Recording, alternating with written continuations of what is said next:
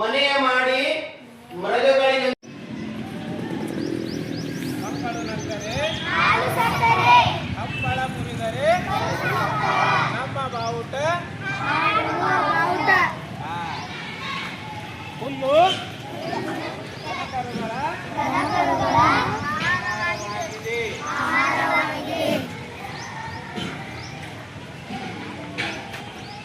ಆರೋಗ್ಯವೇ ಭಾಗ್ಯ.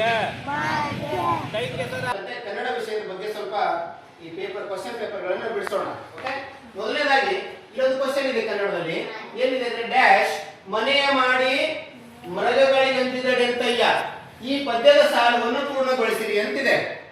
ಆಪ್ಷನ್ ಏನ್ ಬಂದ್ಬಿಟ್ಟು ಏನ್ ಕೊಟ್ಟಿದ್ದಾರೆ ಅಂದ್ರೆ ಒಂದು ಎ ಸಮುದ್ರ ತೀರದಲ್ಲಿ, ಎರಡನೇದು ಕಣಿವೆಯಲ್ಲಿ, ಬಿ ಸಿ ಬೆಟ್ಟದ ಮೇಲೊಂದು, ಡಿ ಕಾಡಿನಲ್ಲಿ ಅಂತಿದೆ. ಇಲ್ಲಿ ಯಾವ ಒಂದು ನಾವು ಆಪ್ಷನ್ ತುಂಬಬೇಕೀಗ? ಬೆಟ್ಟದ ಮೇಲೊಂದು, ಇದು ಯಾರ ಒಂದು ವಚನ ಗೊತ್ತೇ ನಿಮ್ಗೆ? ಅಕ್ಕಮಹಾದೇವಿ. ಆ ಅಕ್ಕಮಹಾದೇವಿ ವಚನದಲ್ಲಿ ಮೊದಲನೇ ಬರ್ತಕ್ಕಂಥ ಸಾಲು ಬೆಟ್ಟದ ಮೇಲೊಂದು ಮನೆಯ ಮಾಡಿ ಸಮುದ್ರದ ತಡೆಯಲೊಂದು ಮನೆಯ ಮಾಡಿ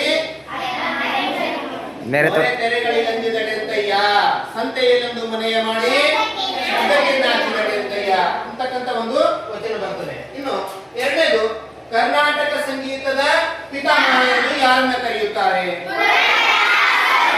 ಪುರಂದರದಾಸರು. ಕನಕದಾಸರ ಬಗ್ಗೆ ಕೇಳಿದ್ರಿ?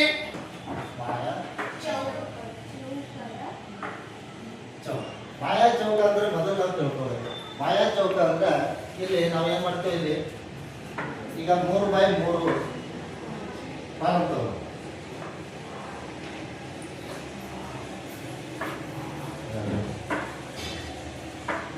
ಇದು ಎಷ್ಟಿದು? 3x3 ಅಡ್ಡ ಸಾಲು 3 ಕಂಬ ಸಾಲು. ಅದ ನೋಡ್ರಿ 28. ಹೌದಾ? ನಮ್ಮ ರಾಜ್ಯ ಯಾವ್ದಾಗಿದ್ರ? ಕರ್ನಾಟಕ ಬರ್ತೈತಿ. ಹೌದಾ? ಅಂತಂದ್ರೆ ಇಲ್ಲ ಬರ್ತದೆ ಗುಜರಾತ್. ಹೌದಾ? ಹಂಗಿತ್ತಂದ್ರೆ ಭಾರತದ ಒಟ್ಟು ವಿಸ್ತೀರ್ಣ ಎಷ್ಟಿದೆ?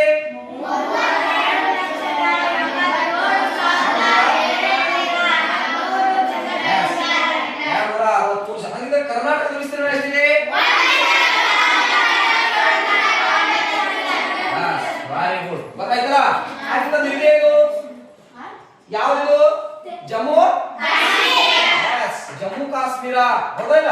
ಹಂಗಿತ್ತ ದೆಹಲಿಯಲ್ಲಿ ಬಿಲ್ ದೆಹಲಿ ಅಂತಿದ್ದಲ್ವಾ?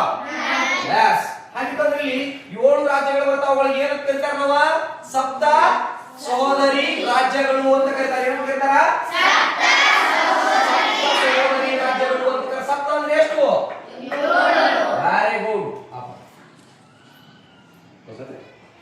ಬಂದ್ಮೇಲೆ